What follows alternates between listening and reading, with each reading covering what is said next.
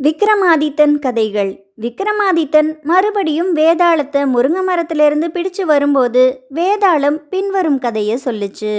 இந்த பூமியில பாடலிபுத்திரம்னு புகழ்பெற்ற நகரம் ஒன்று இருக்கு.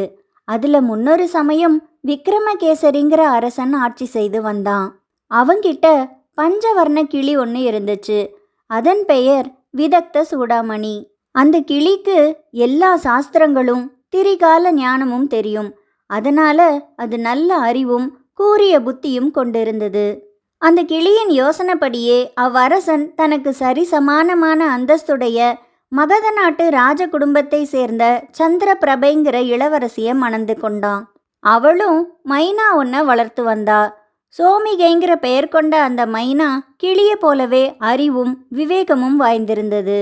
கிளியும் மைனாவும் ஒரே கூட்டில் சேர்ந்து வாழ்ந்து தங்கள் விவேக புத்தியினால அரசனையும் அரசியையும் களிப்பித்து வந்தன. ஒரு நாள் கிளி தன் சகாவான மைனா கிட்ட ஆசை கொண்டு அதை பார்த்து, நாம 2 பேரும் ஒரே கூட்டில் இருந்து சாப்பிட்டு தூங்குறோம், ஆகவே நீ என்ன மணந்து கொள் அப்படின்னு கேட்டுச்சு.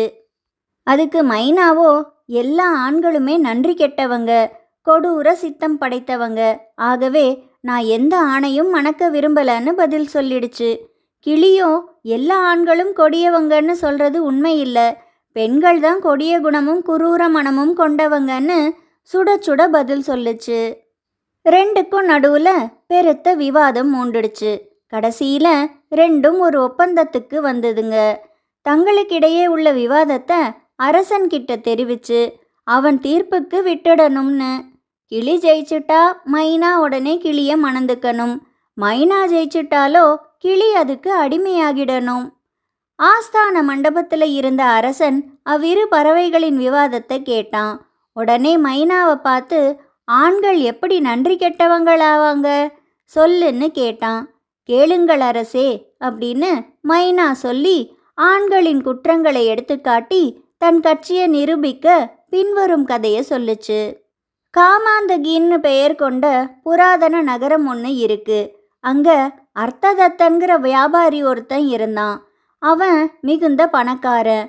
அவனுக்கு ஒரு மகன் உண்டு. அவன் பெயர் தனதத்தன். காலக்கிரமத்தில் தந்தை இறந்த பிறகு மகன் ஊதாரித்தனமா செலவு செஞ்சு வந்தான். தூர்த்தர்கள் சூழ்ந்து கொண்டு அவனை சூதாட்டத்திலையும் வேற துன்மார்க்கங்களையும் அமிழ்த்தி விட்டாங்க. கெட்ட நடத்தைங்கிற மரத்துக்கு துஷ்ட சகவாசமே வேறாகும் இல்லையா? சிறிது காலத்திலேயே அவன் செல்வம் முழுவதும் கரைஞ்சிடுச்சு. தன் ஏழ்மையை கண்டு வெக்கப்பட்டு சொந்த நாட்டில் இருக்க பிடிக்காம அவன் வெளிநாடுகளில் சஞ்சாரம் செய்ய புறப்பட்டுட்டான். அப்படி அவன் சுற்றி வரும்போது ஒரு சமயம் சந்தனபுரம் என்னும் நகரத்தை அடைஞ்சான். அங்க சாப்பாட்டை வேண்டி ஒரு வியாபாரியின் வீட்டுக்குள்ள அவன் நுழைஞ்சான். தெய்வவசமா அந்த வியாபாரி அவனுடைய அழகையும் இளமையையும் கண்டு உள்ளம் பூரித்து அவனை பற்றி விசாரிச்சாரு. அவன் நல்ல குடியில பிறந்தவன்கிற தெரிஞ்ச வியாபாரி தனதத்தனை உபசரித்து தம் பராமரிப்பிலேயே வச்சுக்கிட்டாரு. ஏராளமான சீதனத்தோட தம் மகள் ரத்தினவல்லியையும் அவனுக்கு மனம் செய்து கொடுத்தாரு. அதுக்கு பிறகு தனதத்தன் தன் மாமனார் வீட்டோட சௌக்கியமாய் இருந்து வந்தான். சில நாட்கள்லேயே அவன் தனக்கு ஏற்பட்டிருந்த இந்த சந்தோஷத்துல பழைய கஷ்டங்களையெல்லாம் மறந்துட்டான். செல்வம் மறுபடியும் சேரவே பழையபடியே அவன் ஊதாரித்தனமா செலவு செய்ய ஆசைப்பட்டான். அதனால அவன் திரும்பவும் தன் சொந்த ஊருக்கே போயிட நினைச்சான். அந்த தூர்த்தன் தன் மாமனாரை தொந்தரவு செய்ய ஆரம்பிச்சான். மாமனாருக்கோ அந்த பெண் தான் ஒரே குழந்தை. இருந்தாலும் தொந்தரவு தாங்காம கடைசியில மாமனாரும் ஒத்துக்கிட்டாரு. அவர் தம் பெண்ணுக்கு எல்லா விதமான நகைகளையும் போட்டு அலங்கரிச்சு ஏராளமான சீதனத்தோட அவளை மாப்பிள்ளை கூட அனுப்பி வச்சாரு. கூடவே அவங்களுக்கு உதவியா ஒரு கிழவியையும் அனுப்பி வச்சாரு. 3 பேரும் கிளம்பி போனாங்க. நெடுந்தூரம் நடந்து அவங்க வழியில ஒரு காட்டை அடைஞ்சாங்க.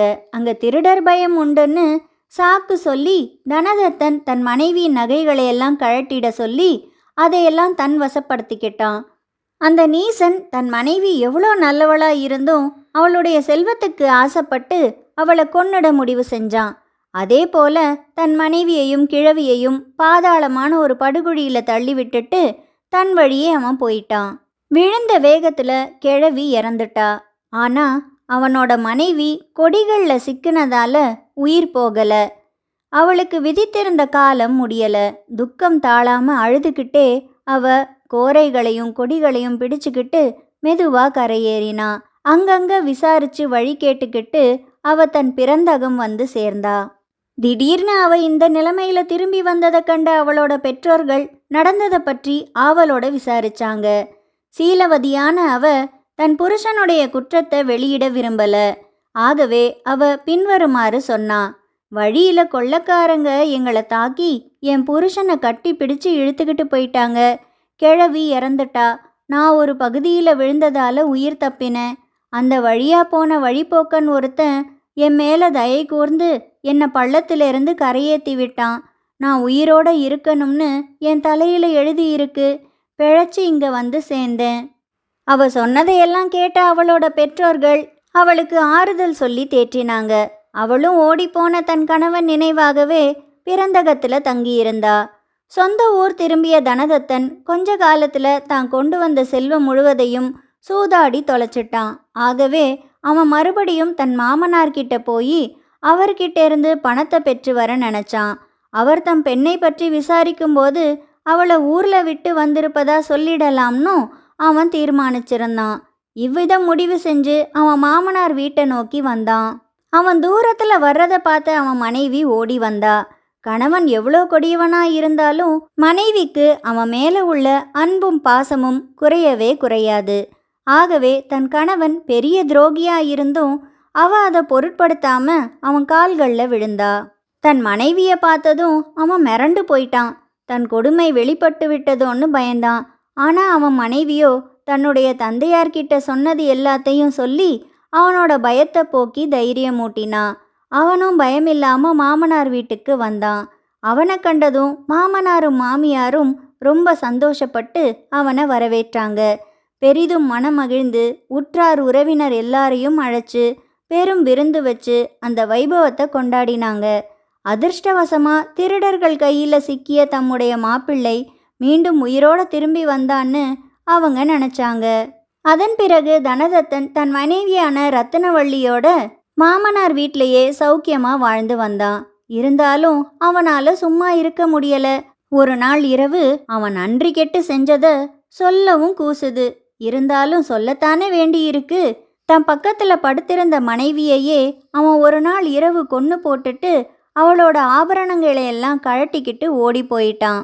இப்படிப்பட்ட கொடிய சித்தம் படைத்தவர் ஆண்கள். இவ்விதம் மைனா தன் கதையை சொல்லி முடிச்சதும் அரசன் கிளியை பார்த்து நீ என்ன சொல்றன்னு கேட்டான். உடனே கிளி மன்னனை பார்த்து, அரசே, பெண்கள் தாங்க முடியாத துடுக்குத்தனம், துணிவு, சோரத்தனம், கொடுமை ஆகியவை வாய்ந்தவர்கள். இதை விளக்கும் பின்வரும் கதையை கேளுங்கன்னு ஆரம்பிச்சுது. ஹர்ஷவதி என்கிற நகரம் ஒன்று இருக்கு. அந்த நகரத்துல தர்மதத்தன் என்னும் பிரபல வியாபாரி ஒருத்தர் இருந்தாரு. அவருக்கு கோடிக்கணக்கா சொத்துக்கள் இருந்தன. அவருக்கு வசுதத்தை என்ற பெண் ஒருத்தி இருந்தா. அவர் அவளை தம் உயிரினும் அதிகமா நேசிச்சாரு. தங்களுக்கு சரிசமமான அந்தஸ்துள்ள சமுத்திரதத்தன் என்பவனுக்கு அவளை மனம் செய்து கொடுத்தார் தகப்பனார். ஒரு சமயம் அவ புருஷன் தன் சொந்த நாட்டில் இருக்க வசுதத்தை பிறந்தகம் வந்திருந்தா. அப்போ ஒரு நாள் அவ நல்ல அழகோட கட்டிலங்காளையான இளைஞன் ஒருவனை தூரத்திலிருந்து பார்த்தா. உடனே மாறன் கணை அவளை தாக்குச்சு. ஆகவே அவ தாதி ஒருத்தி மூலமா அந்த இளைஞனை தன் கள்ளக்காதலனா ஏற்பாடு செய்துக்கிட்டா. அதிலிருந்து அவ ஒவ்வொரு இரவையும் அவனோட கழிச்சு வந்தா. ஆனா திடீர்னு ஒரு நாள் அவளோட கணவன் அவங்க இருந்த ஊருக்கு வந்து சேர்ந்தான்.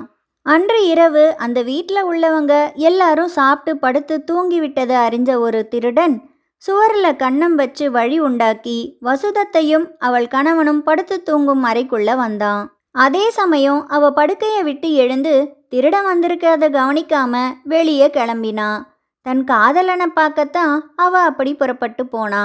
திருடனுக்கோ இதை பார்த்ததும் முதல்ல பயமும் பின்னால ஏமாற்றமும் ஏற்பட்டது. அவன் திருட வந்த நகைகளையெல்லாம் அவ புருஷன் வந்ததுனால தன் உடல்லையே அணிந்திருந்தா. ஆகவே அவன் நான் திருட வந்த நகைகளை அவ அணிஞ்சுக்கிட்டு சர்வாபரண பூஷிதையா இந்த நள்ளிரவுல எங்கேயோ கிளம்பிட்டாளே, அவ எங்க போறாங்கிறத கவனிக்கணும்னு நினச்சிக்கிட்டான். உடனே திருடனும் தன்னை பிறர் கவனிக்காதபடி வசுதத்தைய அவளுக்கு தெரியாம பின்தொடர்ந்தான். வசுதத்தையோ மலர் போன்ற பொருள்களை எடுத்துக்கிட்டு தன் கள்ளக்காதல் ரகசியத்தை அறிந்த தாதி ஒருத்தி பின்தொடர நகர்ப்புறத்தை அடைந்து அங்கிருந்த ஒரு தோட்டத்துக்குள்ள நுழைஞ்சா. அங்க அவளை அடைவதற்கான தோட்டத்துக்கு வந்திருந்த அவளுடைய கள்ளக்காதலன் கழுத்துல கயிற்றோட மரத்துல பிணமா தொங்கிக்கிட்டு இருந்தான். நள்ளிரவுல பிறர் அறியாமல் ரகசியமா நடமாடிய அவனை திருடன்னு நினைச்சு நகர காவலாளிகள் சந்தேகப்பட்டு அவனை பிடிச்சு தூக்குல போட்டுட்டாங்க. அதை கண்ட வசுதத்தை துயரம் தாங்காம கீழே விழுந்து புரண்டு அழுது புலம்பினா.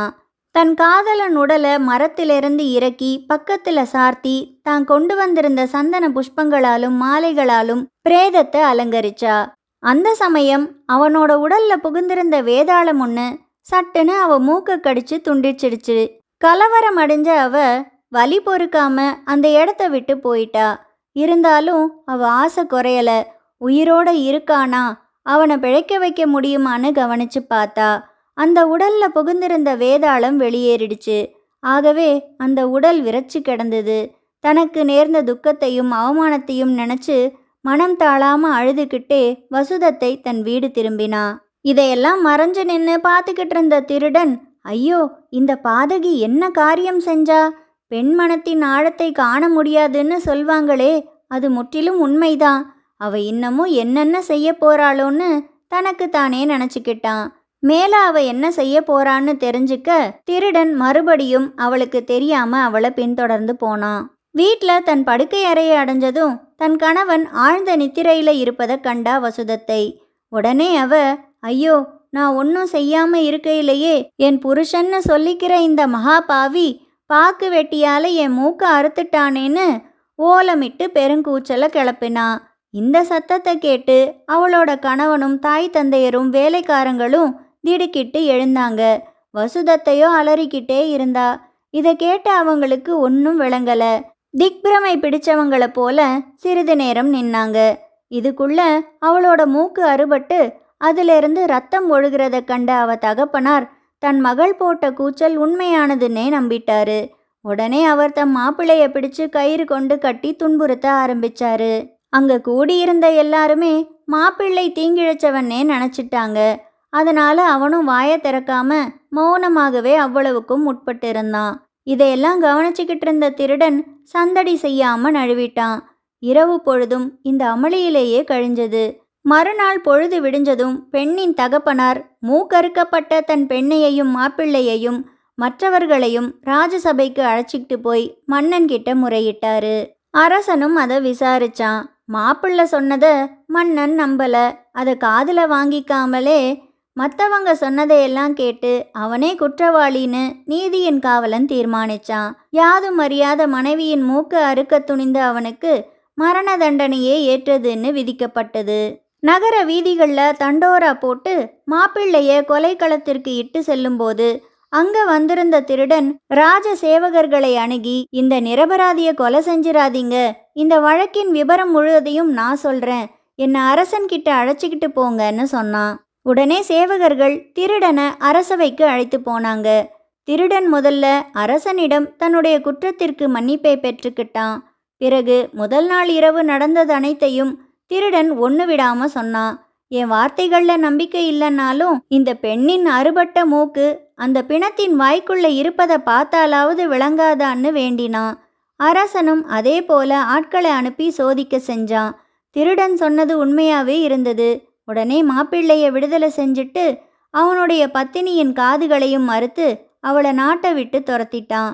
அவளுடைய பெற்றோர்களின் சொத்துக்களையும் பறிமுதல் செஞ்சான். திருடனுடைய நடத்தைக்கு மெச்சி அவனை நகர கொத்தவாலாகவும் நியமிச்சான்.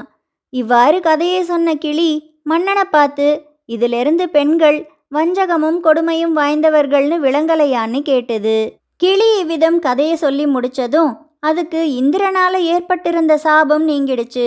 சித்திரரதன் என்னும் கந்தர்வனே சாபத்தால அவ்விதம் வந்திருந்தான். அவன் பழைய கந்தர்வ உருவத்தை பெற்று பறந்து போயிட்டான். அதே சமயம் மைனாவாக வந்த திலோத்தமையும் தன் சாபம் நீங்கி அப்சரஸாக மாறி வானுலகம் போயிட்டா. இதனால வழக்கு முடிவு ஏற்படாமலே போயிடுச்சு. வேதாளம் இந்த கதையை சொல்லி முடிச்சு, பூலோக மகாராஜரே, மேற்கூறிய 2 கதைகளில் வரும் புருஷன் மனைவியான ஆண் பெண் ஆகிய இருவருள் யார் அதிகம் மோசமானவர் என்பதை நீர்தான் முடிவு செய்ய வேண்டும். தெரிந்து கொண்டே சொல்லாவிட்டால் உம் தலை 100 சுக்கலாக வெடித்துவிடும்னு சொல்லுச்சு. தான் தோள்ல சுமந்து வந்த வேதாளம் இந்த கேள்வியை கேட்டதுமே விக்ரமாதித்தனும், மந்திரவாதிகளுக்குள் சிரேஷ்டமான வேதாளமே, பெண்தான் மோசமானவள். மனைவியை புருஷன் கொடுமைப்படுத்துவதை விட புருஷனை மனைவி கொடுமைப்படுத்தும் செயல்தான் மிகவும் அதர்மமானது. இதை கேட்ட வேதாளம் விக்ரமாதித்தன் தோளிலிருந்து முன்போலவே மறைஞ்சிடுச்சு. அரசனும் அதை பிடிச்சு வர முருங்கை மரத்துக்கு திரும்பினான். வேதாளம் கூறிய இன்னொரு புதிர் கதையோட நான் உங்களை அடுத்த பாகத்தில் சந்திக்கிறேன். நன்றி, வணக்கம்.